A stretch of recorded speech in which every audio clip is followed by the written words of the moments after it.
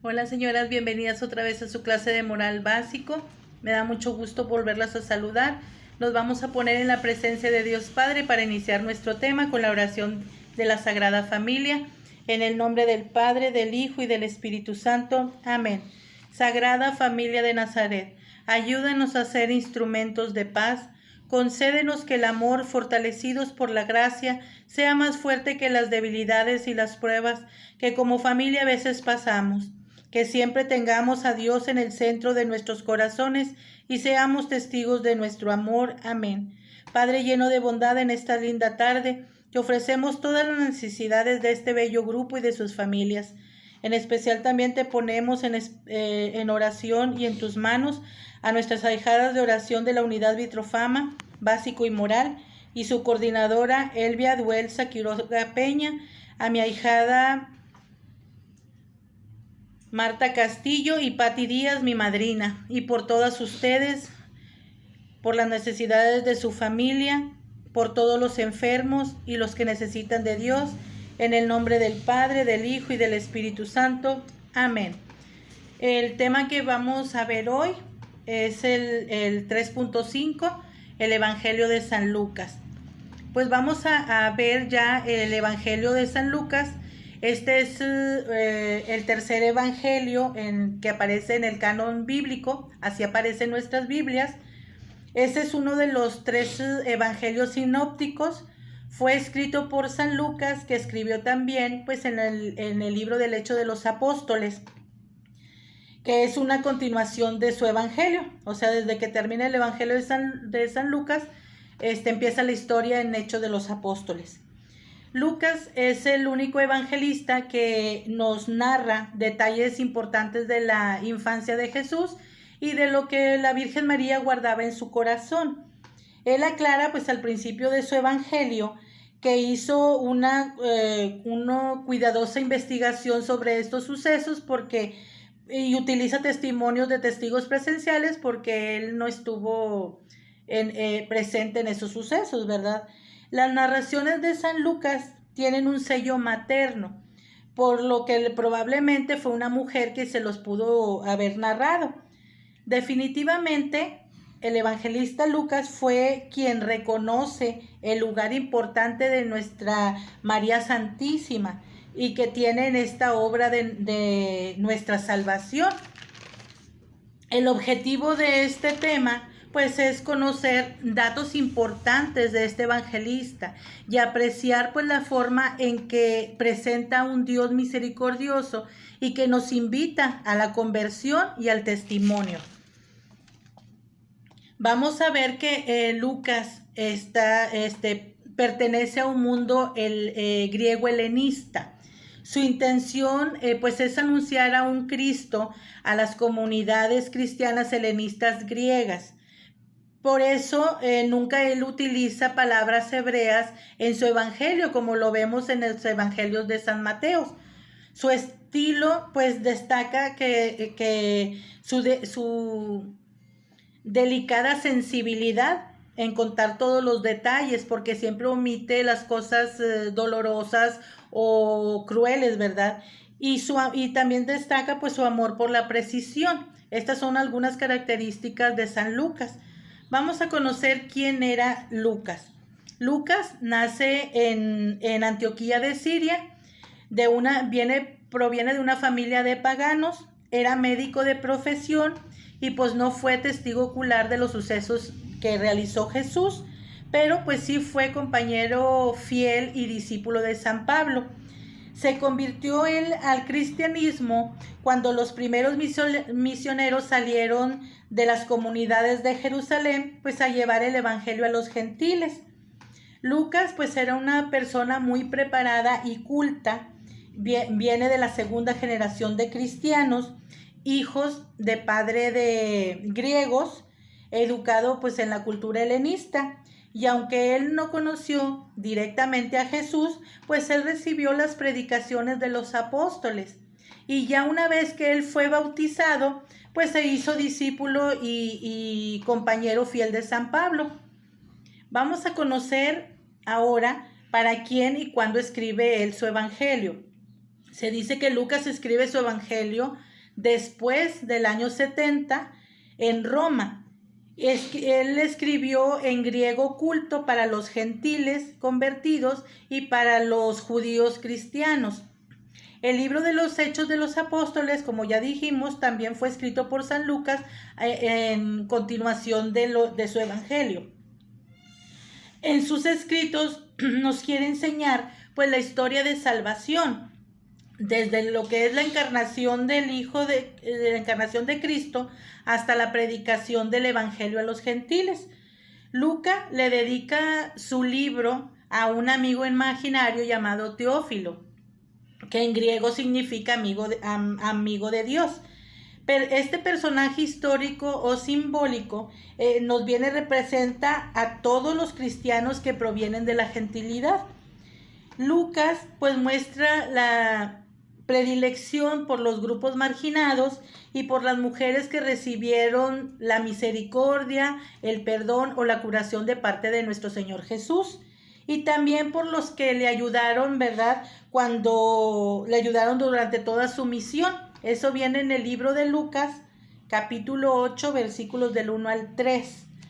Ahora vamos a conocer un poquito de la estructura de este evangelio. El evangelio de San Lucas consta de 24 capítulos que vamos a ver paso a paso cómo están distribuidos. Primero, pues es el prólogo, ¿verdad? Que empieza en el capítulo 1, versículos del 1 al 4. Aquí pues él nos aclara, ¿verdad? Que él no fue testigo presencial de los sucesos de Jesús, pero pues hizo una investigación muy ardua y usando testimonios de testigos presenciales. La finalidad de este libro, que su evangelio está dirigido a las personas, a los que aman a Dios, ¿verdad? Esta vino siendo la primer parte. En la segunda parte pues ya nos habla de la infancia de Jesús y Juan el Bautista. Este evangelio pues comienza en Jerusalén en el templo anunciando el bautismo de Juan el Bautista. El nacimiento de Juan el Bautista, y luego después nos viene narrando el anuncio del ángel a la Santísima Virgen y va recogiendo pues el canto del Magnificat, ¿verdad? Que es muy hermosa oración de alabanza cuando María va a visitar a Santa Isabel. Y nos narra también pues ya el nacimiento de nuestro Señor Jesucristo y ya nos va hablando de la infancia de Jesús. Esta viene siendo pues ya la segunda parte. Después, en la tercera parte, viene la preparación de la actividad de Jesús, ¿verdad? Esto nos lo encontramos en el capítulo 3, versículos del 21 al 22 y capítulo 4, versículos del 1 al 13. Esta preparación se va dando con la historia de Juan el Bautista, luego en el bautismo de Jesús y en las tentaciones en el desierto. Luego, pues tenemos la cuarta parte de este evangelio, que es la actividad de Jesús en Galilea, que la encontramos a partir del capítulo 4, versículo 14 al 30, y capítulo 9, versículos del 1 al 50. Con él, como él mismo nos dice en la actividad que tenía Jesús en Galilea, dice: el Espíritu del Señor sobre mí me ha ungido para anunciar a los pobres la buena nueva. Me ha enviado a proclamar la liberación a los cautivos y la vista a los ciegos, para dar la libertad a los oprimidos y proclamar un año de gracia del Señor. Esto pues ya viene en el capítulo 4. Aquí nos narra también los milagros y las parábolas y los grandes perdones que Jesús realizaba. También aquí incluye en la historia de la transfiguración de nuestro Señor Jesucristo. Y en una quinta parte de este evangelio, pues es el viaje de Jerusalén, que viene en el capítulo 9, versículos del 51 y capítulo 19, versículo 28. Esta, muchachas, es la parte central de este evangelio, porque va preparando a sus discípulos para su misión y comienza pues a anunciarles lo que es la pasión y la Pascua. Después pues viene la siguiente parte, que es Jesús, cuando Jesús entra en Jerusalén, que ya viene en el capítulo 19, versículos del 29 al 46, y capítulo 21, versículos del 5 al 38.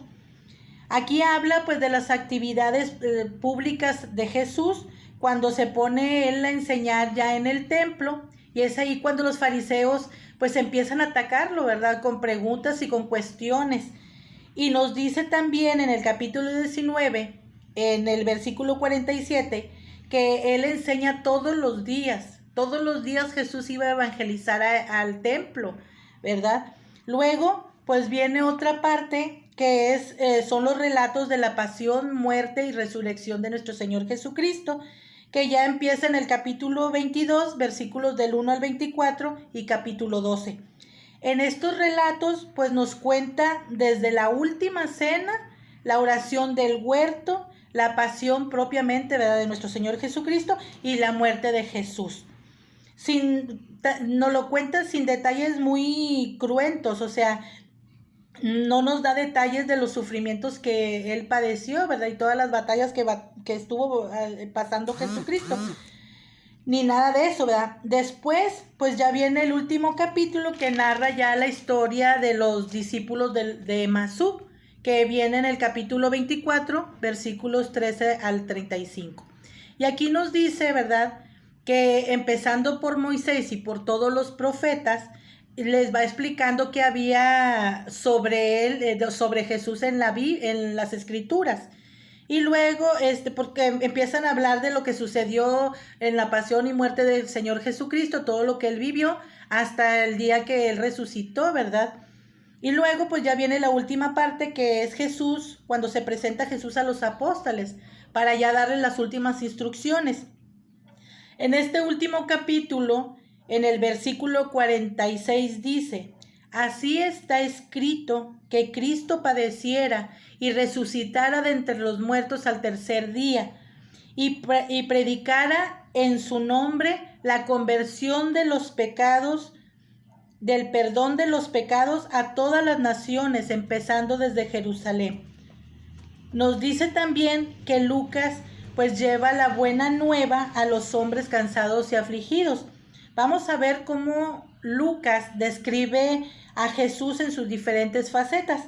Aquí Lucas describe a Jesús como profeta, salvador y Señor. Porque Él es el profeta enviado a los gentiles y a los pobres y marginados. Y nos dice que es el Salvador de todos los hombres, que no solo cura, sino también viene a perdonar nuestros pecados y nos ofrece la salvación a todo la humanidad, ¿verdad? Y que es el Señor de todos nosotros.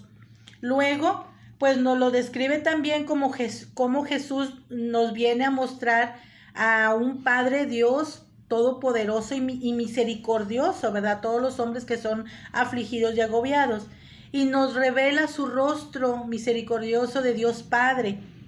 Y nos dice: ser misericordiosos como vuestro Padre es misericordioso con ustedes. Siempre está hablando de ese amor, de ese perdón que el Padre nos ofrece, ¿verdad? A pesar de tantas fallas y tantas infidelidades de nosotros hacia Él, siempre nos va a mostrar esa misericordia que tiene para nosotros. Luego nos dice también que la salvación, que nos habla de la salvación que trajo Jesús, que es universal. El perdón de Jesús alcanza a todos los hombres, que dice que toda la humanidad verá la salvación de Dios. Ya no solo habla del pueblo elegido, ¿verdad?, sino habla de la universalidad en el Evangelio. Luego, pues también nos habla del Espíritu Santo y de la oración. Nos presenta a un Jesús en oración antes de cada paso importante de su ministerio, y nos invita constantemente a nosotros a estar en oración. Y pues nos muestra también que el Espíritu Santo pues es el alma de este Evangelio, porque Él es la fuerza de lo alto que está en acción presente a cada minuto, ¿verdad? Es el don por excelencia. También nos habla del Espíritu Santo en la oración, y también nos presenta pues a un Jesús que es el evangelizador de los pobres y de la renuncia absoluta. Le conduce a un sitio de dirección a todos los indigentes, a los enfermos y a los que carecen de todo, ¿verdad? Que gracias al Espíritu Santo pues es una guía para nosotros, para poder acercarnos a nuestro Dios y tener esa comunidad fraterna con Él en la oración. Por eso cada vez que nosotros vayamos a hacer oración tenemos que invocar al Espíritu Santo para que nos ilumine y nos dé la gracia para poder acercarnos a Dios. Vamos a ver un personaje que Lucas destaca aquí y que es muy importante en este evangelio, a María Santísima. Ella es la protagonista de la historia del amor. Lucas nos presenta a la Madre de Cristo con una luz muy peculiar que nos deja pues unos rasgos de la grandeza y de la hermosura del alma de Santa María. Además de San Pablo y los apóstoles, se cree que Lucas tuvo un contacto con San Juan y con la propia Santa María Virgen, ¿verdad? Hay muchas leyendas que cuentan que él la conoció hasta que le pintó un cuadro y muchas otras cosas muy hermosas que hablan sobre la devoción de la Santísima Virgen. Y se dice que ellos pues probablemente fueron los que le ayudaron a completar las narraciones de la infancia de nuestro Señor Jesucristo. Nosotros también podemos, en el personaje de la Anunciación vemos la acogida que María dio al Hijo de Dios, que fue libre y generosa, porque ella se sentía plenamente amada por Dios Padre. Lucas pone en los labios de María esa hermosa oración de alabanza que es la Magnífica. Mi mamá decía que cuando había alguna tempestad o algún problema, balaceras o inundaciones, un suceso muy fuerte, se rezaba la Magnífica, pero es un canto de alabanza. Esta oración la encontramos en el capítulo 1, versículos del 46 al 55 y dice: María dijo entonces: proclama mi alma la grandeza del Señor, y mi espíritu se alegra en Dios mi Salvador, porque se fijó en su humilde esclava, y desde ahora todas las generaciones me llamarán feliz. El Poderoso ha hecho grandes cosas por mí, santo es su nombre. Muestra su misericordia siglo tras siglo a todos aquellos que vienen en su presencia. Dio un golpe con todo su poder, deshizo los soberbios y sus planes, derribó a los poderosos de sus tronos y exaltó a los humildes, colmó de bienes a los hombres, a los hambrientos, y despidió a los ricos con las manos vacías. Socorrió a Israel, su siervo, se acordó de su misericordia, como lo había prometido a nuestros padres, a Abraham y a sus descendencias para siempre. Esta es palabra de Dios. Te alabamos, Señor. Esta es la oración de la Magnífica. En ella, María sabía que era el Padre, pues era su Señor y su Salvador, que era el Todopoderoso, ¿verdad? Que para él pues no había ningún imposible, por eso ella confiaba plenamente en la voluntad de él. Nosotros también podemos ser protagonistas de esta historia de amor, ¿verdad? En la medida que nosotros amemos a Dios y nos dejemos amar por Él. Nuestra acogida a Jesús debe ser igual que la de María, libre y generosa. Ese es un ejemplo que debemos de imitar de nuestra Madre Santísima, ¿verdad? La confianza que ella depositó en Dios era completamente plena. Hay que amar a Dios y sentirnos amadas por Él, ¿verdad? Y pues llegamos al mensaje del tema. La vida es hermosa porque Dios nos ama. Y la manera de nosotros poder corresponder a ese amor tan misericordioso que Jesús nos tiene es a través de la oración, ¿verdad? San Lucas recoge muchas importantes y hermosas oraciones como la del Padre Nuestro y la de la oración de la Magnífica, ¿verdad? Y otras que nos ayudan mucho a poder hacer oración en este evangelio. Así es que, muchachos, léanlo, es un evangelio muy hermoso, donde nos va a ayudar a ponernos en contacto con nuestro Señor Jesucristo. Terminamos con acción, proyección y vida, donde nos dice que María Santísima tiene un papel importante en la historia de nuestra salvación. Es la madre que Jesús nos deja para seguir llevándolo a Él. Pide su intercesión para que te indique el camino más seguro para llegar a Jesús. Imita sus virtudes para que sea perfecta discípula de Dios que te ama. Reza el rosario en familia para que sea ella la estrella que ilumine el camino que los guiará al cielo. Por eso debemos de estar imitando siempre a María, invocándola, porque ella es nuestra abogada, ¿verdad?